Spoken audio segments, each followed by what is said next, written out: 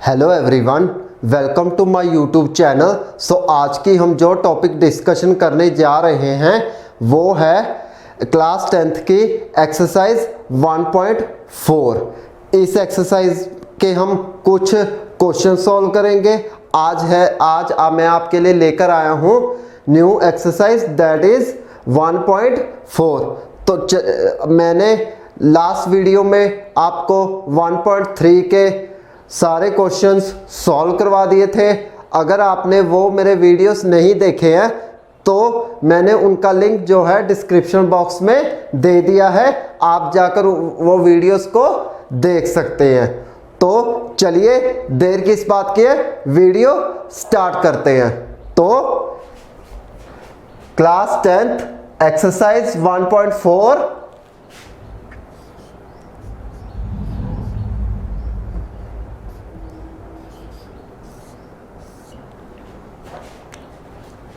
इसकी स्टार्टिंग हम करेंगे फर्स्ट क्वेश्चन के साथ। तो first question is without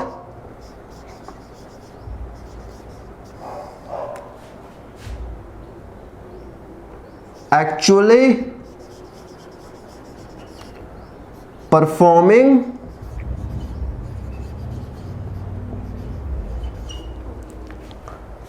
long division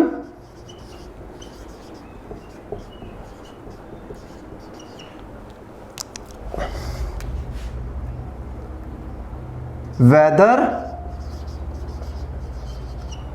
the following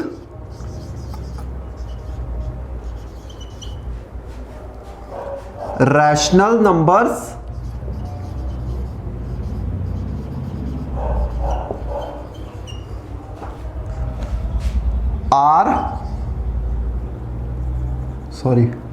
will have a terminating or non-terminating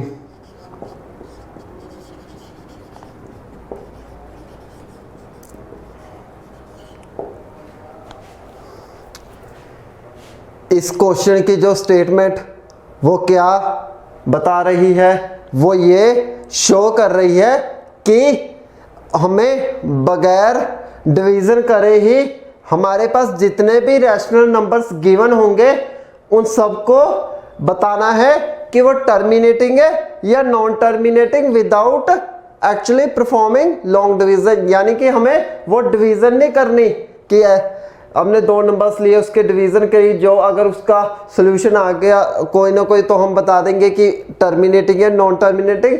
इस क्वेश्चन में हम लोग ऐसे नहीं करेंगे।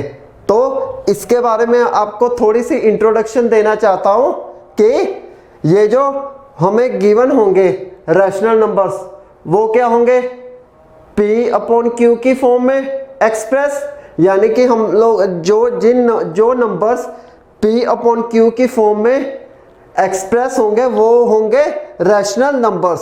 P/Q का मीनिंग क्या है, उसका मीनिंग ये है कि हम लोग क्या करेंगे कि हमारे पास दो नंबर होंगे, उनका हम डिवीज़न कर सकते हैं। डिवीज़न करने के बाद जो रिजल्ट आएगा वो हम बताएंगे कि वो टर्मिनेटिंग होगा या नॉन टर्मिनेटिंग। उसमें दो एस्पेक्ट्स एग्जिस्ट करते हैं, first is terminating, second is non terminating. अब टर्मिनेटिंग होता क्या है, जो टर्मिनेटिंग वो होता है जो एक पॉइंट के बाद फिनिश हो जाए, और नॉन टर्मिनेटिंग जो कॉन्टिन्यूसली चलता जाए, उसके जो डिजिट्स होते हैं उसमें रिपीट होते रहते हैं। ओके, आप लोगों को शायद ये पता चल गया होगा कि हमें रैशनल नंबर्स गिवन होंगे इन PQ फॉर्म में। ऑब्वियसली वो PQ फॉर्म में ही होंगे ना, तो वो हमको बताने हैं कि वो टर्मिनेटिंग है नॉन टर्मिनेटिंग।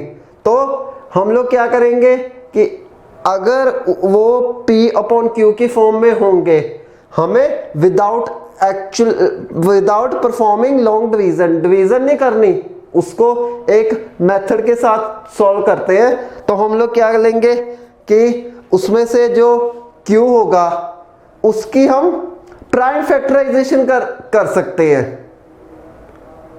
प्राइम फैक्टराइजेशन करेंगे तो उससे क्या होगा, उससे पता चल जाएगा कि टर्मिनेटिंग है या नॉन टर्मिनेटिंग। अब जिस क्यूब के फैक्टर या तो 2 होगा या तो 5 होगा या दोनों होंगे, तो वो समझ लो वो टर्मिनेटिंग है। ओके, अगर उनके अलावा 7 आता है, 3 आता है, 11 आता है, तो वो क्या होगा, नॉन टर्मिनेटिंग, भले उसमें 2 या 5 इंक्लूड हो या ना हो। ओके, तो वो नंबर कहलाएंगे नॉन टर्मिनेटिंग, जिसमें 3 भी आए, 7 भी आए, 11 भी आए, 13 भी आए। तो आपको पता चल गया होगा कि नॉन टर्मिनेटिंग और टर्मिनेटिंग क्या होते हैं। टर्मिनेटिंग जिसमें 2 और 5 या दोनों हो वो टर्मिनेटिंग होंगे। अगर इनके अलावा 3, 7, 11 होगा तो क्या होगा, वो नॉन टर्मिनेटिंग। तो चलिए इस क्वेश्चन को स्टार्ट करते हैं, इसकी टर्म्स लिखते हैं। First is 13/3125। ओके, तो हमारे पास P क्या है 13 और Q क्या है 3125। तो Q की टर्म में ये 5 डिजिट लास्ट में प्रेजेंट है, तो इसका मतलब इसको 5 के साथ इजीली डिवाइड किया जा सकता है। तो चलिए डिवाइड करते हैं, क्या आता है 13 इंटू 5 इंटू ये बन गया 6 to 5। ओके, तो 5 इंटू 6 to 5 ये होता है 3125। ओके, तो 6 to 5 को क्या लिख सकते हैं 13/5 इंटू 25 इंटू 25। ओके, ऐसा लिख सकते हैं ना 25 इंटू 25। ओके, क्यों, क्योंकि 25 का स्क्वायर क्या होता है 625, इसको इन टर्म्स में रिप्रेजेंट कर दिया 625 को। तो ये बन गया हमारे पास 13 इंटू 5 इंटू 5 इंटू 5। 25 को क्या लिख सकते हैं 5 इंटू 5 यानी कि 25। एंड नेक्स्ट इसको भी लिख सकते हैं सिमिलरली 5 इंटू 5। ओके, तो हमारे पास आ गया 13/5। कितने 5 है हमारे पास 1 2 3 4 5। आपने फॉर्मूला लोअर क्लासेस में पढ़ा होगा, अगर बेस सेम है, अगर मल्टीप्लिकेशन में तो पावर्स क्या हो जाती है उनकी ऐड। तो कितनी हो गई 1 2 3 4 5। बेस सेम है तो पावर्स हमने ऐड कर दी, तो ये आ गया 5 रेज़ टू पावर 5। तो ये हमारे पास आ गया 5 रेज़ टू पावर 5। तो ये फैक्टर क्या हो गया टर्मिनेटिंग या नॉन टर्मिनेटिंग। मैंने बताया था जो जिसमें 2 हो या 5 हो या दोनों हो वो टर्मिनेटिंग होगा। तो 5 तो आ गया, चाहे पावर्स में आए वो भी टर्मिनेट होगा। तो इसका मतलब है ये हमारे पास जो रिजल्ट है वो क्या आ गया terminating. This is a terminating. Okay, अब है सेकंड। ओके, सेकंड पार्ट है इसका 17/8। ओके, हमारे पास P क्या था 17/8 और Q क्या है 8। तो इसकी फैक्टराइजेशन कर सकते हैं। 17 की तो होगी नहीं, मेनली आपको क्या देखना है Q देखना है। Q में अगर 2 और 5 आ रहा है तो वो टर्मिनेटिंग है। अगर इससे एक्स्ट्रा आ रहा है, कोई 7 आ रहा है, इसमें 3 आ रहा है, 11 आ रहा है, वो नॉन टर्मिनेटिंग हो जाएगा।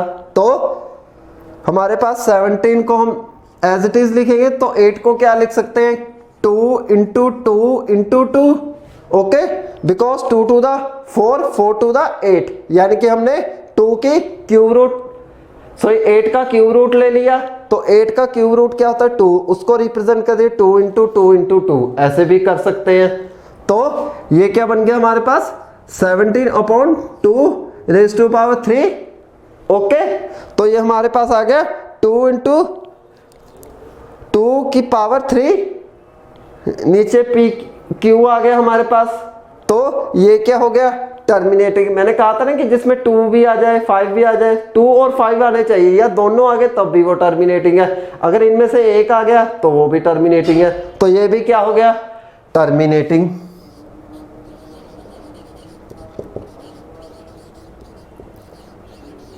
ओके। थर्ड इज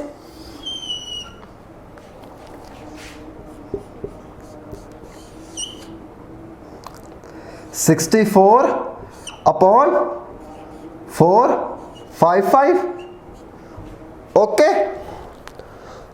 तो थर्ड पार्ट देखते हैं। इसमें सिमिलरली P भी दिया है Q भी दिया है, यानी कि इसको P/Q की फॉर्म में दिया हुआ है। इसका Q देखते हैं, फैक्टराइजेशन करते हैं प्राइम नंबर्स में, तो क्या आएगा 64/5 इंटू 91, ओके। क्योंकि लास्ट में 5 डिजिट था तो वो 5 के साथ हमने क्या कर दिया, इसको डिवाइड कर दिया, तो 5 भी आ गया उसमें, 91 भी आ गया। तो 64/5 इंटू 91 तो प्राइम नंबर नहीं होता ना, तो इसको क्या लिख सकते हैं, इसको लिख सकते हैं कि 7 इंटू 13। तो क्या आ गया 7 इंटू 13 कितना होता है 91। तो ये कौन सा नंबर हो गया, यानी कि ये क्या बन गया नॉन टर्मिनेटिंग। क्योंकि मैंने कहा था कि सिर्फ 2 या 5 होने चाहिए टर्मिनेटिंग, या दोनों हो तब भी चल जाएगा। तो 64, सॉरी ये नंबर, इस नंबर में 5 भी इंक्लूड है, 7 भी इंक्लूड है और 13 भी इंक्लूड है। तो ये क्या हो गया नॉन टर्मिनेटिंग,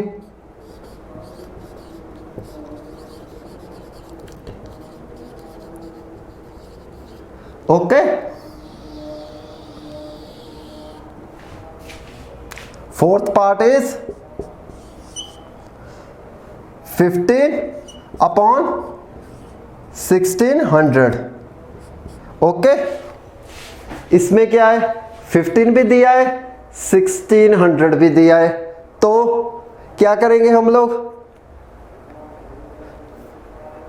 तो 15 भी क्या है एक नंबर है बट ये प्राइम नंबर नहीं है। अगर चाहो तो इसकी भी फैक्टराइजेशन कर दो, तो उसको क्या लिख सकते हैं हम लोग 3 इंटू 5, ओके। तो इस 1600 को क्या लिख सकते हैं कि 4 इंटू 4 इंटू 10 इंटू 10, ऐसा लिखा जा सकता है।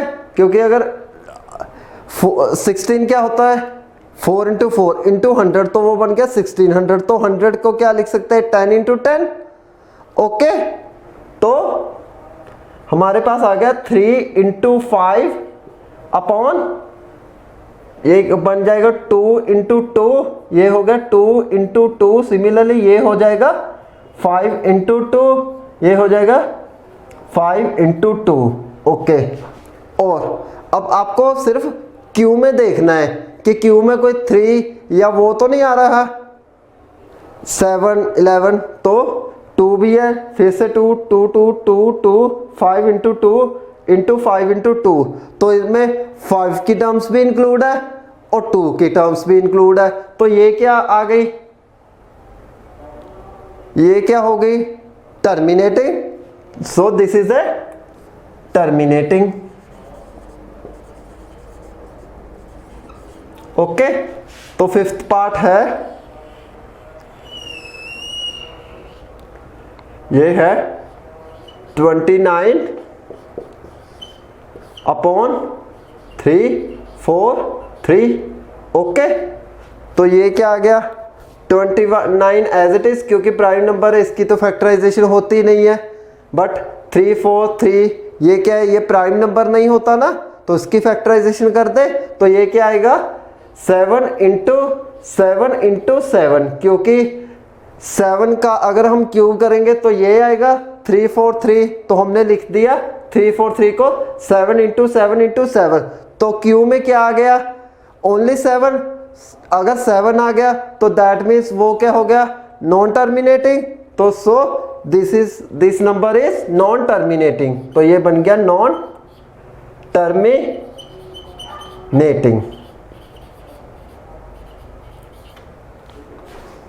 अब आपके पास 1 मिनट है, अगर आप स्क्रीनशॉट लेना चाहते तो ले लीजिए, मैं इसके आगे के पार्ट्स अभी आपको सॉल्व करवाता हूं।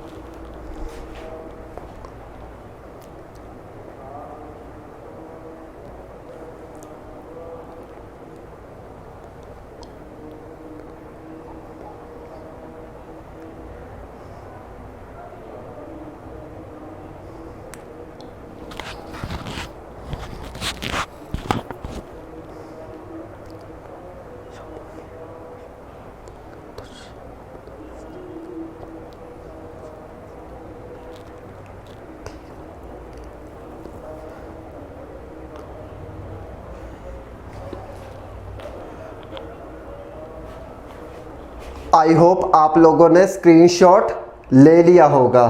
तो चलिए हम आगे के पार्ट्स को सॉल्व करते हैं।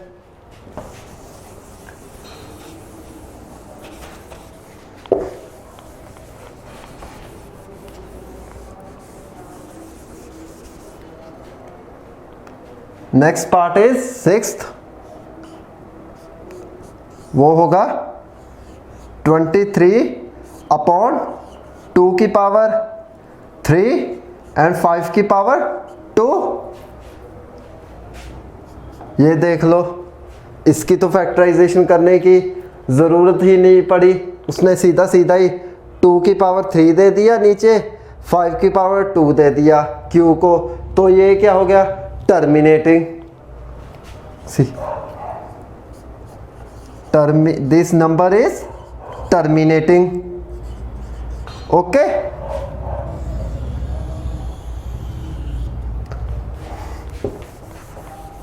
सेवंथ पार्ट इज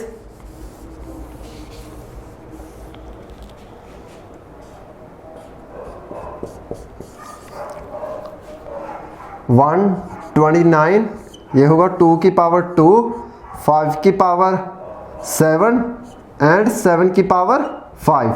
ओके, इसमें भी सीधा सीधा ही दे दिया, 2 भी आ गया, 5 भी आ गया, 7 भी आ गया, तो हमारे पास 2 और 5 तो आ गए, बट ये 7 भी इंक्लूड हो गया, तो ये कौन सा नंबर हुआ नॉन टर्मिनेटिंग। ओके, चाहे 2 और 5 प्रेजेंट ही क्यों ना हो, अगर उनके साथ 3 है, 7 है, 11 है, चाहे पावर्स में चाहे नहीं है, तो इसका मतलब है वो नॉन टर्मिनेटिंग होगा, तो this is a non terminating.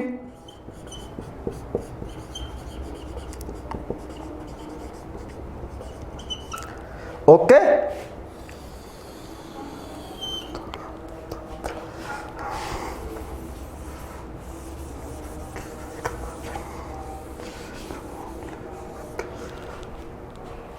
Eighth part is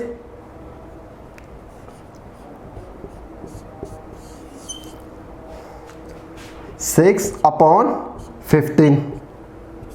हमारे पास P/Q की फॉर्म में क्या है 6/15, यानी कि P के भी फैक्टराइजेशन कर लेते हैं।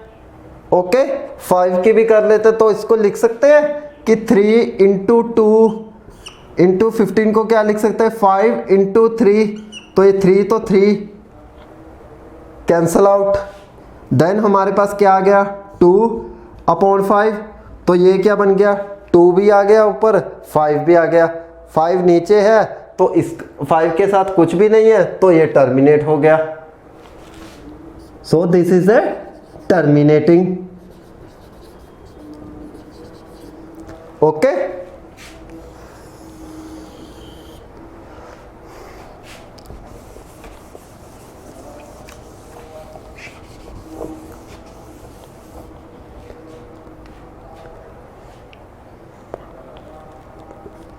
नाइन्थ पार्ट इज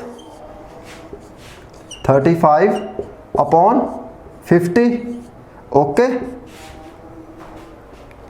जो लास्ट पार्ट में किया था वही इसी पार्ट में भी हम लोग करेंगे, यानी कि हम 35 की भी कर सकते हैं और 50 की भी कर सकते हैं। तो ये क्या आ गया, हो जाएगा हमारे पास P/Q की फॉर्म में है, तो हम लोग फैक्टराइजेशन कर लेते हैं। 35 की भी पॉसिबल है और 50 की भी। तो ये हो गया हमारे पास 7 × 5, ये हो जाएगा 5 × 10। ओके, तो 5 के साथ 5 क्या हो गया, कैंसल। तो हमारे पास आ गया 7 × 10, तो ये हो गया 7 × 2 × 5, ऐसे इसको लिखा जा सकता है। ओके, अब 2 भी आ गया इसमें, 5 भी आ गया। Q वाला ही सबसे ज़्यादा मोस्ट इम्पॉर्टेंट है, उसमें अगर 2 भी इंक्लूड है, 5 भी इंक्लूड है, अगर दोनों में से एक है या दोनों ही हैं तो वो क्या होगा, टर्मिनेटिंग। अगर इनके साथ कोई भी नंबर आ गया तो वो नॉन टर्मिनेटिंग है। तो इसमें क्या क्या प्रेजेंट है, 2 और 5, तो ये क्या हो गया, टर्मिनेटिंग।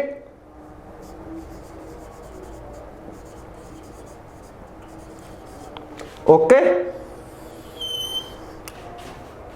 10th लास्ट पार्ट जो कि है 77/210, 210, तो 77 एज इट इज।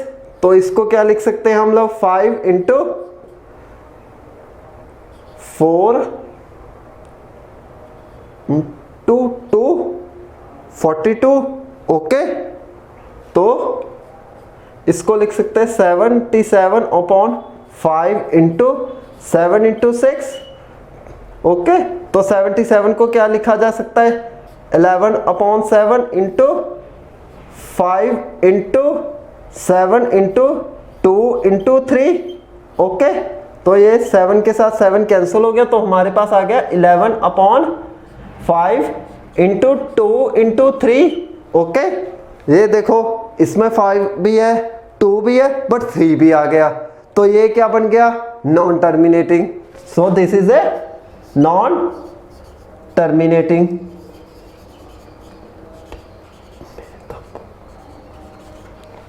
ओके, आपके पास 1 मिनट है, अगर आप स्क्रीनशॉट लेना चाहते हैं तो ले लीजिए।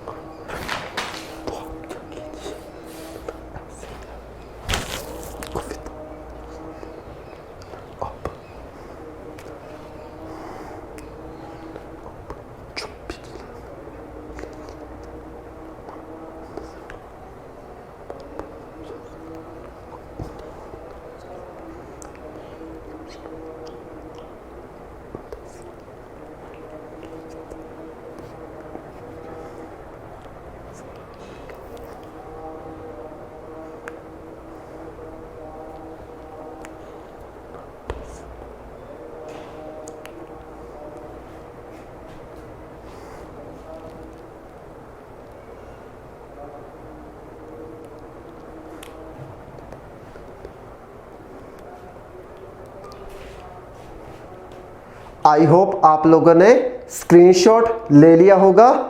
अब हम लोग चलते हैं नेक्स्ट क्वेश्चन की तरफ, जो कि होगा सेकंड क्वेश्चन। इस क्वेश्चन में हम जो गिवन रैशनल नंबर की टर्म्स थी ना फर्स्ट वाली, वही इसमें हम यूज करेंगे इसमें सिर्फ थोड़ा सा चेंज है कि जो हमने टर्म्स क्वेश्चन फर्स्ट में ली थी ना, वही हमको सेकंड टर्म्स में लेंगे, उनका डेसिमल एक्सपेंशन निकाल लेंगे, यानी कि उनके डेसिमल को में फॉर्म में उनको रिप्रेजेंट करेंगे। तो चलते हैं, करते हैं।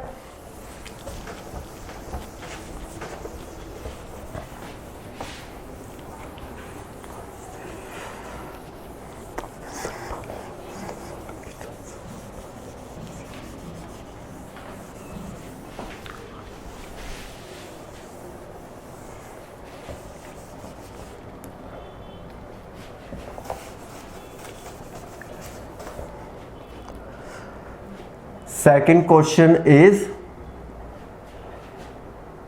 write down the decimal expansion of rational numbers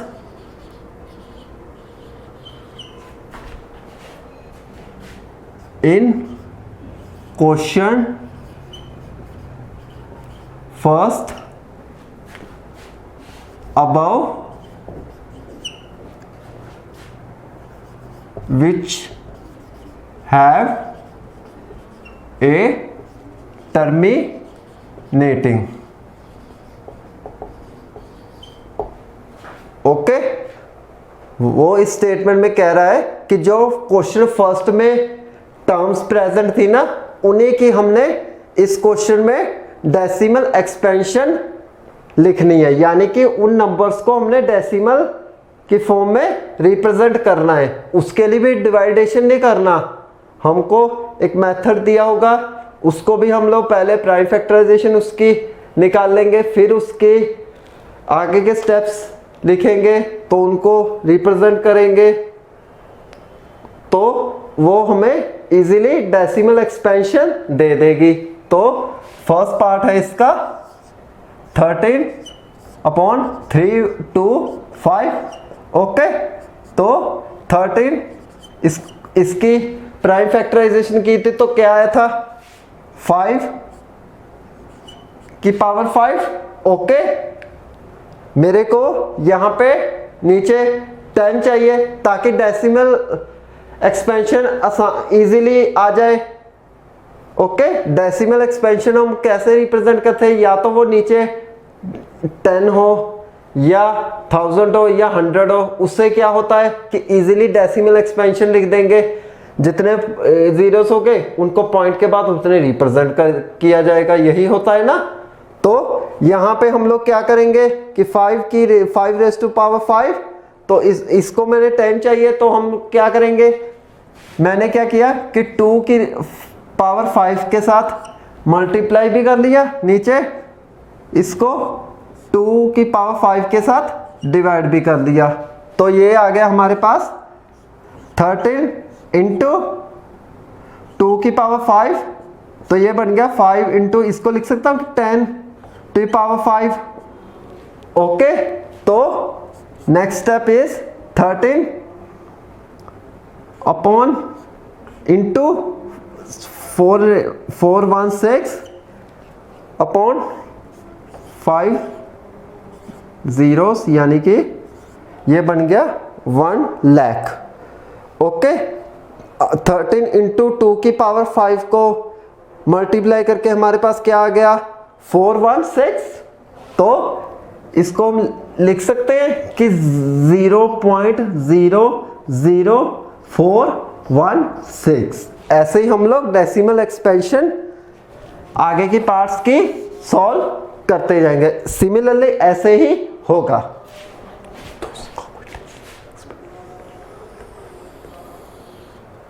second is 17/8, तो था वो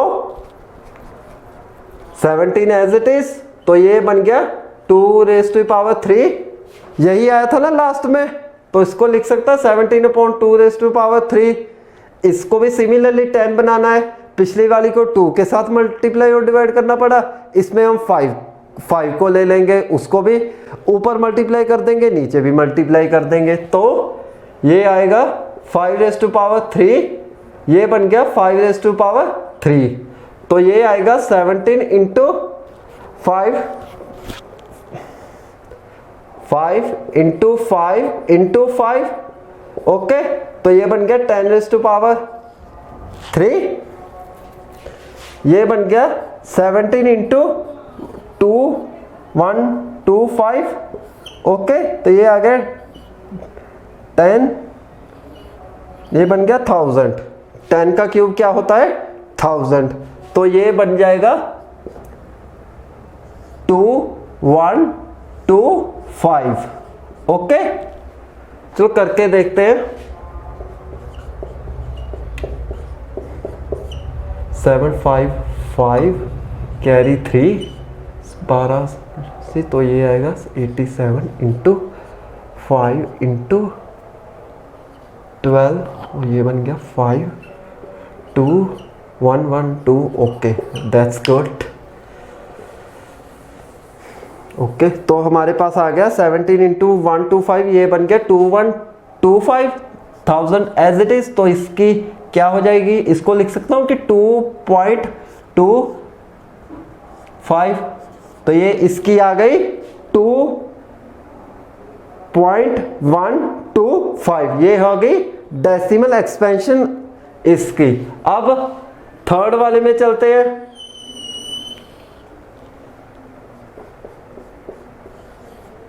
थर्ड क्या थी 64/455, ओके, ये तो आई थिंक नॉन टर्मिनेटिंग थी। अगर ये नॉन टर्मिनेटिंग है तो इसकी डेसिमल एक्सपेंशन फाइंड आउट करने का कोई फायदा ही नहीं है, क्योंकि वो सॉल्व होगी ही नहीं, यानी कि उसके डिजिट जो हैं वो रिपीट होते जाएंगे, तो इसकी निकाल के डेसिमल एक्सपेंशन कोई फायदा नहीं है। तो चलिए इसको हम गायब कर देते हैं, तो हमारे पास फोर्थ पार्ट आ गया।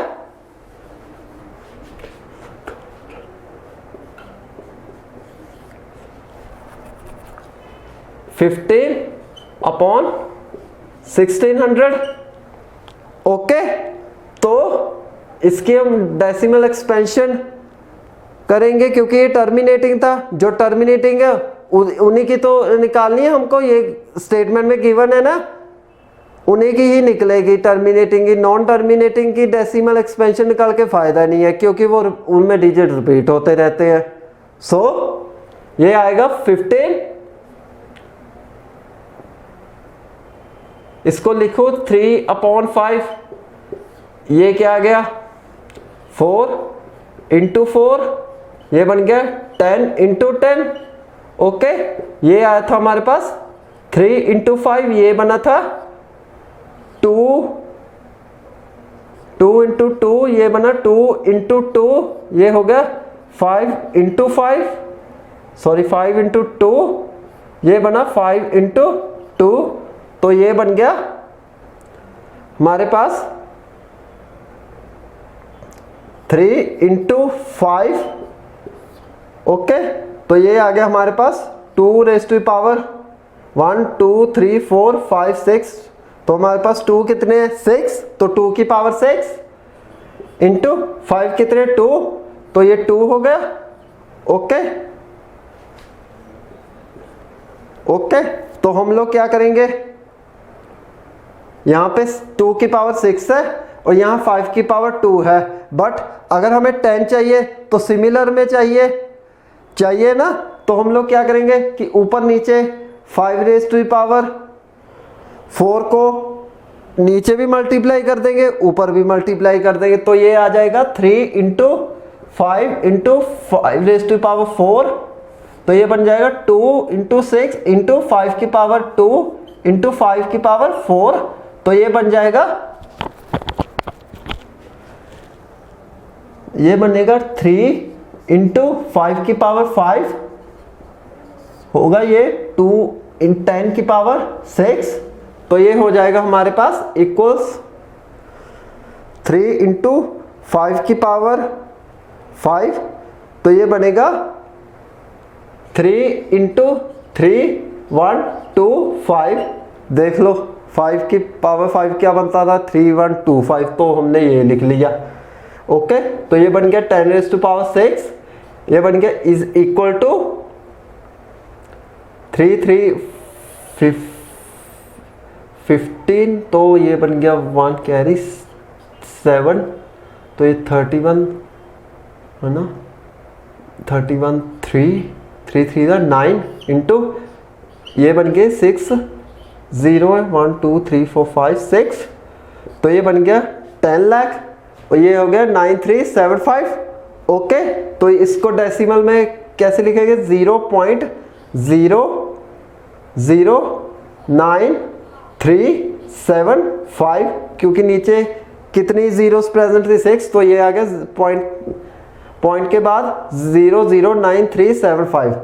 तो ये है 4 पार्ट। अगर आप स्क्रीनशॉट लेना चाहते हैं तो ले लीजिए, आपके पास 1 मिनट है।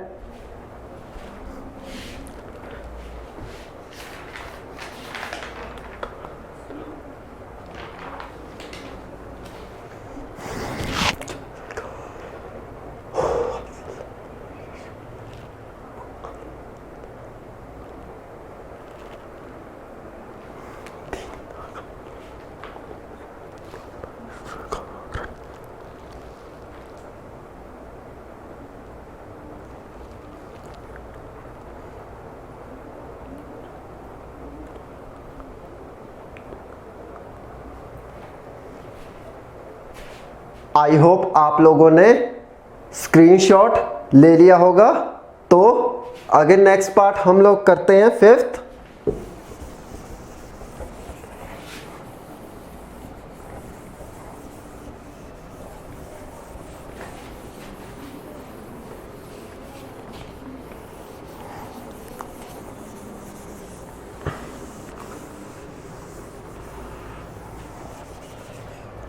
फिफ्थ पार्ट है इसका 29/343।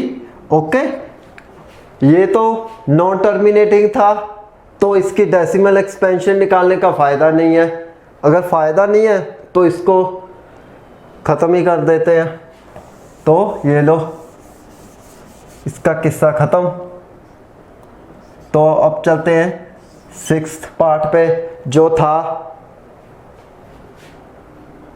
23/2³ इंटू 5⁵2। ओके, तो ये तो इजी है, ये 23 एज इट इज़, तो ये बन गया 2³ इंटू 5²। हम इसमें 5 की से मल्टीप्लाई, तो 5 के साथ डिवाइड कर देंगे। ओके ओके, तो ये आ गया हमारे पास 115, ये आ गया 2⁵3 इंटू 5⁵3, तो ये बन गया 10⁵3। ओके, तो ये बन गया 115, ये हो गया 1000, तो ये बन गया 0.115। ओके, ये भी डेसिमल मेरी नंबर में रिप्रेजेंट हो गया। नेक्स्ट पार्ट है 7th पार्ट, जो कि था 129/2⁵2, 5⁵7 एंड 7⁵5। यही था ना। तो ये तो नॉन टर्मिनेटिंग था, इसका डेसिमल एक्सपेंशन पॉसिबल ही नहीं है, तो चलो इसकी भी कहानी खत्म। ओके, हमारे पास नेक्स्ट पार्ट है 8th, वो था 6/15। ओके, इसको क्या लिख सकते हैं हम लोग 3 इंटू 2, इसको लिख सकते हैं 3 इंटू 5, तो 3 के साथ 3 कैंसल आउट, देन 2/5, तो आप लोग कर लो 2 के साथ मल्टीप्लाई, ऊपर भी 2 के साथ नीचे डिवाइड जो कि 5 है, तो ये बन गया 4 इंटू 10, ये हो गया 0.4। लो जी, ये भी आ गया। तो नेक्स्ट पार्ट है 9th। ओके, तो 9th पार्ट क्या था? 35/50। तो ये था 7/5, ये था 5 इंटू 10। हमने 35 को क्या लिख लिया कि 7 इंटू 5, तो उसको 50 को क्या लिख सकते हैं 5 इंटू 10, तो ये लो आ गया 10। ओके, तो 10 तो पहले ही प्रेजेंट है, तो ये बन गया 0.7। इसका भी डेसिमल एक्सपेंशन हो गया। अब लास्ट पार्ट है 77/210। ये तो नॉन टर्मिनेटिंग था, तो इसकी कहानी खत्म। ओके, तो ये था सेकंड क्वेश्चन। अगर आप स्क्रीनशॉट लेना चाहते हैं तो ले लीजिए, आपके पास 1 मिनट है।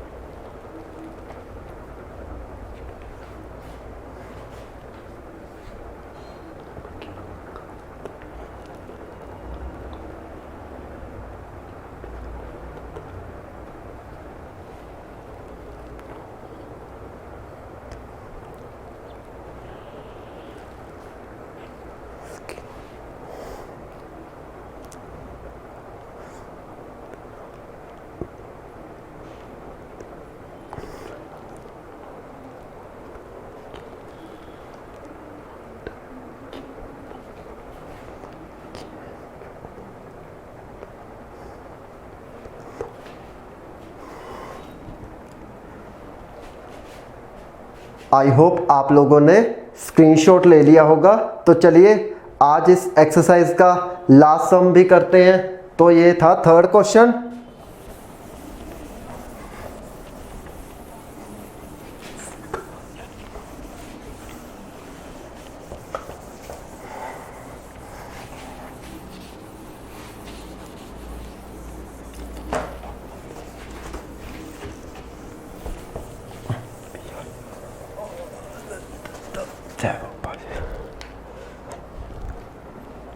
थर्ड क्वेश्चन है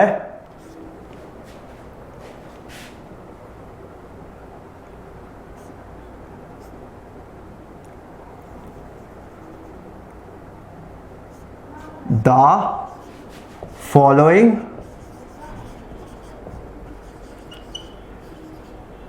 real numbers in decimal expansion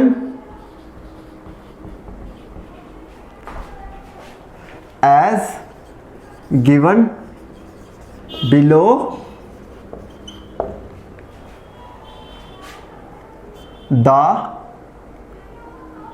They are rational or not in each case if they rational numbers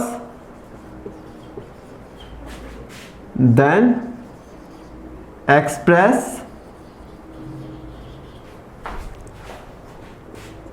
in the form of P upon Q. What can you about the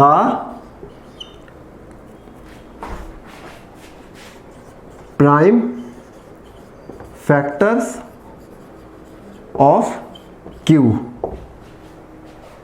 तो ये है third question. इस third question की statement क्या show कर रही है? ये शो कर रही है कि ये जो हमारे पास रियल नंबर्स होंगे वो डेसिमल एक्सपेंशन में होंगे, यानी कि मैंने पिछले फर्स्ट वीडियो में ये बताया था ना कि रियल नंबर में क्या क्या कौन कौन से नंबर एग्जिस्ट होते हैं। उसमें सभी तरह के नंबर्स एग्जिस्ट होते हैं। उसमें डेसिमल भी आता है, नेचुरल नंबर भी आते हैं, होल नंबर भी आते हैं, रैशनल और रेशनल जो हम पढ़ रहे हैं वो भी आते हैं। बहुत सारे तरीके के नंबर्स आते हैं। तो क्या होगा, अगर आपने वो मेरा वीडियो नहीं देखा है तो उसका लिंक भी मैंने डिस्क्रिप्शन बॉक्स में दे दूंगा। तो इसमें हम क्या करेंगे, अगर वो हम चेक करेंगे कि वो रैशनल है या नहीं। तो अगर वो रैशनल है तो उनको P अपॉन Q की फॉर्म में एक्सप्रेस करेंगे, है ना। तो क्या कारण है कि हम उनको रैशनल नंबर्स को P अपॉन Q की फॉर्म में एक्सप्रेस करते हैं जो हमें डेसिमल एक्सपेंशन में दिए होंगे। ओके, पहले हम नंबर देखेंगे, उनको ऐसा समझा देंगे कि इसकी रैशनल नंबर पॉसिबल है, यानी कि उनकी P अपॉन Q की फॉर्म में उनको रिप्रेजेंट किया जा सकता है। अगर नहीं किया जा सकता तो हम वो और नंबर हो जाएगा जिसको इरेशनल बोलते हैं, जिनको हम P Q की फॉर्म में नहीं बोलते। वो नंबर्स हमको इस क्वेश्चन में देखने हैं। तो फर्स्ट क्वेश्चन है 43.1 2 3 4 5 6 7 8 एंड 9। हमारे पास फर्स्ट पार्ट है 3.1 2 3 4 5 6 7 8 9। तो ये जो डेसिमल एक्सपेंशन है, क्या इसमें कोई नंबर बार बार रिपीट हो रहा है या नहीं ना। तो ये जो है पहले 4 है, फिर 3, फिर 1 2, फिर आगे जाकर 4 आया, फिर 5 आया, 6, ऐसे करके इस तरीके के नंबर हुआ तो हम P अपॉन Q की फॉर्म में एक्सप्रेस कर सकते हैं। तो वो क्या बन गया, रैशनल नंबर। क्यों? क्योंकि अगर हम इसको P अपॉन Q की फॉर्म में रिप्रेजेंट करेंगे तो Q में क्या होगा कि उसमें फैक्टर्स होंगे, या तो 2 आएगा उसमें, या तो 5 आएगा, या तो दोनों आएंगे। तो ये हो गया रैशनल नंबर। इसको हम एक्सप्रेस कर सकते हैं P अपॉन Q की फॉर्म में। तो इसको हम ऐसे लिखेंगे, this number is terminating, so this is express as P upon Q, that is in Q the factors 2 5 or both are included, hence this is rational number। Okay, तो हमारे पास ये जो नंबर था ये हो गया रैशनल नंबर। ओके, क्यों? क्योंकि इसमें क्या हो रहे हैं, कोई भी नंबर रिपीट नहीं हो रहे, इसका एक परफेक्ट सॉल्यूशन हमको मिल गया है। तो ये हुआ टर्मिनेटिंग। अगर ये टर्मिनेटिंग है तो इसका डेसिमल एक्सपेंशन भी निकालेंगे हम लोग। डेसिमल एक्सपेंशन तो पहले ही है और उसको हम लोग P अपॉन Q की फॉर्म में भी रिप्रेजेंट कर देंगे। अगर P अपॉन Q की फॉर्म में रिप्रेजेंट कर देंगे तो कैसे करेंगे, क्योंकि उनमें क्या कौन कौन से फैक्टर होंगे, 2 या तो 2 होगा, या तो 5 होगा, या दोनों होंगे, इसलिए ये क्या बन गया, रैशनल नंबर। सेकंड नंबर है 0.12012001200 up to Son.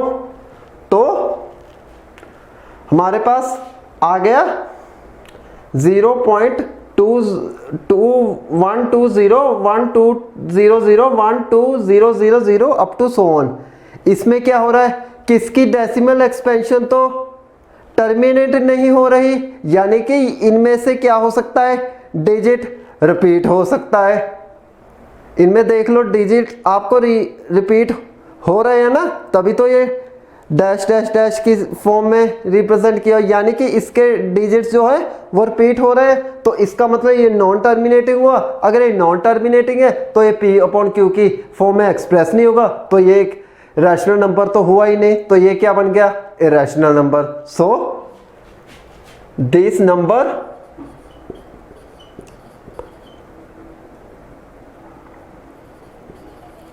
is non-terminating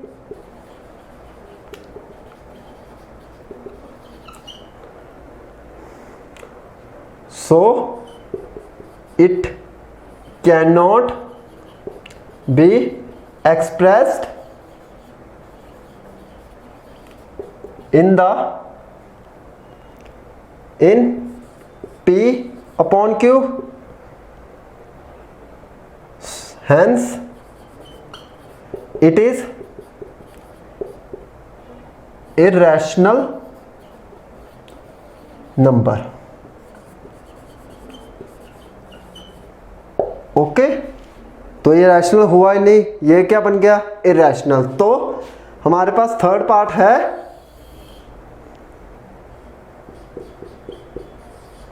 वो है 43.123456789, इसके ऊपर बार।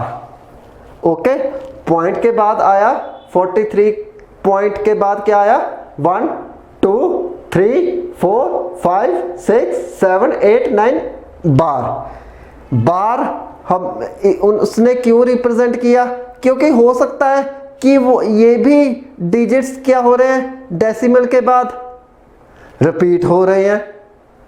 यानी कि अगर 1 2 3 4 5 6 7 8 9 आ गया तो हो सकता है फिर से 1 से स्टार्ट हो, फिर से 9 पे एंड हो, फिर से 1 पे स्टार्ट हो, फिर पे 9 पे एंड, फिर से 1। वो ये डिजिट्स जो है वो रिपीट हो रहे हैं, तो ये हुआ नॉन टर्मिनेटिंग। ओके, सिमिलरली इस जो सेकंड पार्ट में किया है वो थर्ड पार्ट में भी यही सब हो रहा है। अगर ये भी नॉन टर्मिनेटिंग बन गया तो इसको हम P अपॉन Q की फॉर्म में एक्सप्रेस नहीं कर सकते। अगर एक्सप्रेस नहीं कर सकते हो सकता तो ये इरैशनल नंबर हो गया, ये रैशनल नंबर हुआ ही नहीं। तो दिस इज नॉन टर्मिनेटिंग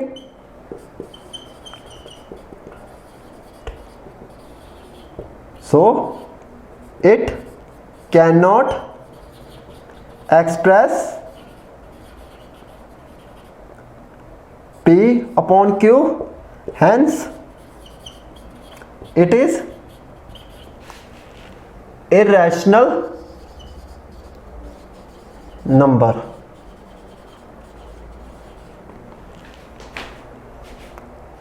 आपके पास 1 मिनट है, अगर आप स्क्रीनशॉट लेना चाहते हैं इसका भी तो ले सकते हैं।